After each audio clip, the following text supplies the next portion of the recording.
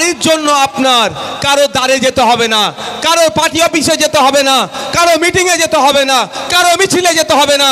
আপনি উল্টে প্রশ্ন করুন তৃণমূলী বন্ধুদেরকে যে 12 বছর তোমরা রাজ্য সরকারের ক্ষমতায় আছো, এখনো আমার বাড়িটা কাঁচা আছে কেন? এর জবাব তুমি দাও। তা না করে কি বলছে আপনাকে, তোমার কাঁচা বাড়ি, তুমি আমার সাথে মিটিংয়ে চলো তাহলে তুমি পাকা বাড়ি পাবে। আমাদের ব্যর্থতা, আমাদের সচেতনতার অভাবের ফলে ওরা বলতে সাহস পাচ্ছে। আর আমরা যদি ওদেরকে উল্টে প্রশ্ন করি যে আমি পাকা বাড়ির অধিকার সংবিধান আমাকে দিয়েছে, তুমি 12 বছর পশ্চিমবাংলার শাসন কার্য তুমি চালাচ্ছ, এখনো কেন আমি পাকা বাড়ি পাচ্ছি না, এর জবাব দাও। ওরা আপনার কাছে আর ঘেঁষবে না। কিন্তু আমরা কি করেছি? সংবিধান সম্পর্কে জানি না, অধিকার সম্পর্কে জানি না, আমাকে বলছে ঝান্ডা ধরো নালে বাড়ি পাবে না। একজন আয়ুষ্মান ভারত কার্ড দিয়ে আর একজন স্বাস্থ্যসাথী কার্ড দিয়ে যে দায়িত্ব সেটা ঝেড়ে ফেলছে। আপনি আমি যদি সজাগ সচেতন হই, আপনাকে আমাকে রাজ্য সরকার কেন্দ্র সরকারের কাছে আওয়াজ তুলতে হবে, বলতে হবে স্বাস্থ্যের অধিকার আমাদের সাংবিধানিক অধিকার, মৌলিক অধিকারের মধ্যে পড়ছে। সুতরাং কার্ডের আমার প্রয়োজন নাই, আমার স্বাস্থ্য পরিষেবা তোমাকে বিনা কার্ডে সরকারি হসপিটালের মাধ্যমে দিতে হবে, এই আওয়াজ তুলতে হবে। আমরা জানি না, তার ফলে কার্ড দিয়ে দায়িত্ব ছেড়ে দিচ্ছে। কিছু হলেই কি বলছে, ওই তো স্বাস্থ্যসাথী কার্ড আছে বুঝে নেবে, ওই তো আয়ুষ্মান ভারত কার্ড আছে বুঝে নাও। আরে কার্ডের প্রয়োজন নাই, তুমি রাষ্ট্র পরিচালনার দায়িত্ব নিয়েছো, তুমি রাজ্য পরিচালনার দায়িত্ব নিয়েছো, তুমি সংবিধানের শপথ করেছো। সুতরাং সংবিধানের মধ্যে যে আমার অধিকারের কথা বলা আছে অবিলম্বে তোমাকে বাস্তবায়ন করতে হবে। অনেক জায়গায় দেখেছি বা অনেক জায়গায় হয়, আর তোমাকে আবাস যোজনায় বাড়ি দেওয়া হবে, তুমি তৃণমূল বা শাসকের ঝান্ডা ধরে ঘোরো, না হলে তুমি বাড়ি পাবে না। কিন্তু আপনাদের কথা আপনাদেরকে জানিয়ে রাখি, আপনার কাঁচা বাড়ি, আপনার বাড়ির প্রয়োজন আছে, রাষ্ট্রের দায়িত্ব হচ্ছে আপনাকে বাড়ি বুঝিয়ে দেওয়ার। আপনি আমি জানি না, বা সংবিধানের 12 থেকে 15 নম্বর ধারা, 35 নম্বর ধারা খুলে দেখুন, ওখানে আপনার বাড়ির জন্য, আপনার বাসস্থানের জন্য মৌলিক অধিকারের মধ্যে উল্লেখ আছে। ফলে আমরা ওখানে না জানার জন্য আমাদেরকে কথা বলছে, যদি না তোমরা মিটিংয়ে আসো তাহলে তোমাদেরকে বাড়ি দেব না। কত ভয়ঙ্কর কথা বলছে। কিন্তু সংবিধান খুলুন, সংবিধানের 12 থেকে, এদিকে আসবেন না বাপ, এখানে মিডিয়া বন্ধুদের জন্য, সংবিধানের 12 থেকে 35 ধারা খুলুন, আপনার বাসস্থানের অধিকার এখানে উল্লেখ করা আছে।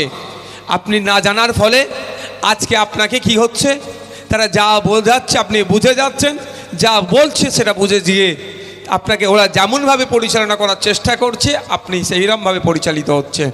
তাই আজকে দাঁড়িয়ে এই সংবিধান দিবস স্মরণে যে আমরা এসে উপস্থিত হয়েছি উদযাপন স্মরণে, আমি আপনাদের কাছে অনুরোধ করছি প্রত্যেকের বাড়িতে সংবিধানের একটা করে কপি রাখুন। আপনারা সংবিধানের কপি আপনাদের বাড়িতে রাখুন।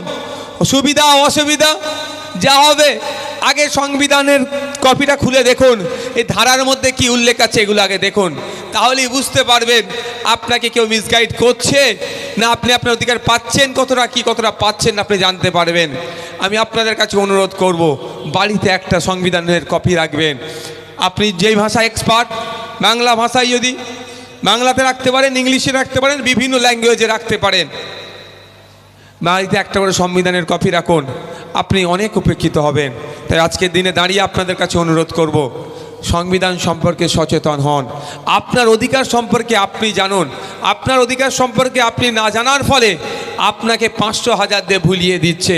আপনাকে বলছে কি স্টুডেন্ট ক্রেডিট কার্ড দিচ্ছি, দায়িত্ব ঝেড়ে দিচ্ছে কার থেকে, স্বাস্থ্যসাথী কার্ড দিচ্ছে কার থেকে, দায়িত্ব ঝেড়ে দিচ্ছে। আমি আপনাদেরকে বলবো সংবিধানের ধারাগুলো খুলে দেখুন।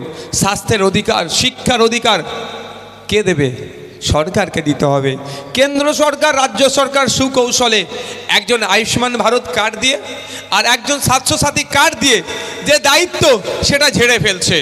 আপনি আমি যদি সজাগ সচেতন হই, আপনাকে আমাকে রাজ্য সরকার কেন্দ্র সরকারের কাছে আওয়াজ তুলতে হবে, বলতে হবে স্বাস্থ্যের অধিকার আমাদের সাংবিধানিক অধিকার, মৌলিক অধিকারের মধ্যে পড়ছে। সুতরাং কার্ডের আমার প্রয়োজন নাই, আমার স্বাস্থ্য পরিষেবা তোমাকে বিনা কার্ডে সরকারি হসপিটালের মাধ্যমে দিতে হবে, এই আওয়াজ তুলতে হবে। আমরা জানি না, তার ফলে কার্ড দিয়ে দায়িত্ব ছেড়ে দিচ্ছে। কিছু হলেই কি বলছে, ওই তো স্বাস্থ্যসাথী কার্ড আছে বুঝে নেবে, ওই তো আয়ুষ্মান ভারত কার্ড আছে বুঝে নাও। আরে কার্ডের প্রয়োজন নাই, তুমি রাষ্ট্র পরিচালনার দায়িত্ব নিয়েছো, তুমি রাজ্য পরিচালনার দায়িত্ব নিয়েছো, তুমি সংবিধানের শপথ করেছো। সুতরাং সংবিধানের মধ্যে যে আমার অধিকারের কথা বলা আছে অবিলম্বে তোমাকে বাস্তবায়ন করতে হবে। এই আওয়াজটা কখন তুলতে পারবেন? যখন আপনি এই সম্পর্কে জ্ঞান অর্জন করতে পারবেন, এই সম্পর্কে জানতে পারবেন। তাই অনুরোধ করছি, আপনাদের বলছি, বাড়ির জন্য আপনার কারো দ্বারে যেতে হবে না, কারো পার্টি অফিসে যেতে হবে না, কারো মিটিংয়ে যেতে হবে না, কারো মিছিলে যেতে হবে না। আপনি উল্টে প্রশ্ন করুন তৃণমূলী বন্ধুদেরকে যে 12 বছর তোমরা রাজ্য সরকারের ক্ষমতায় আছো, এখনো আমার বাড়িটা কাঁচা আছে কেন? এর জবাব তুমি দাও। তা না করে কি বলছে আপনাকে, তোমার কাঁচা বাড়ি, তুমি আমার সাথে মিটিংয়ে চলো তাহলে তুমি পাকা বাড়ি পাবে।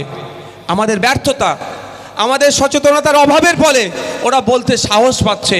আর আমরা যদি ওদেরকে উল্টে প্রশ্ন করি যে আমি পাকা বাড়ির অধিকার সংবিধান আমাকে দিয়েছে, তুমি 12 বছর পশ্চিমবাংলার শাসন কার্য তুমি চালাচ্ছ, এখনো কেন আমি পাকা বাড়ি পাচ্ছি না, এর জবাব দাও। ওরা আপনার কাছে আর ঘেঁষবে না। কিন্তু আমরা কি করেছি? সংবিধান সম্পর্কে জানি না, অধিকার সম্পর্কে জানি না, আমাকে বলছে ঝান্ডা ধরো নালে বাড়ি পাবে না। এটা বন্ধ করতে হবে। আজকের ডেটে দেখুন না, এই তো এখানে প্রাইমারি স্কুল আছে, আরও যারা আছে, আরও আপনার এলাকার বিভিন্ন এই অঞ্চলের বিভিন্ন জায়গাতে প্রাইমারি জুনিয়র হাই স্কুল লিখে দিয়েছে। একটু খোঁজ নিয়ে দেখুন তো বাচ্চারা যেখানে পড়াশোনা করছে, ছাত্র শিক্ষক কত। প্রথম কথা হচ্ছে জনসংখ্যার অনুপাতে স্কুল নাই, শিক্ষা প্রতিষ্ঠান নাই। দ্বিতীয় হচ্ছে প্রাইমারির কথাই বলছি, যেখানে বুনিয়াদী শিক্ষা, যেখান থেকে বেস তৈরি হচ্ছে আপনার আমার বাড়ির সন্তানগুলোর। একটু খোঁজ নিয়ে দেখুন, সেখানে যদি 400 বাচ্চা 4টে টিচার দিয়েছে। যেই তালা খুলছে, টিচারদের কাজ নয় তালা খোলা, তারপরেও বলছি কেন অশিক্ষক কর্মচারীও নাই সেই অর্থে। যেই তালা খুলছে, সেই ঘন্টা মারছে, সেই প্রেজেন্ট করছে, সেই পড়াচ্ছে। আর কি ভালো শিক্ষা পাবে ভাই আপনার আমার বাড়ির সন্তানেরা? বুঝতে পারছেন না কি বলছি? যেখানে 20 থেকে 25টা ছাত্র থাকলে একটা টিচার দিতে হবে, সর্বোচ্চ 40টা ছাত্র থাকলে একটা টিচার দিতেই হবে। সেখানে কি দেখলাম আমরা,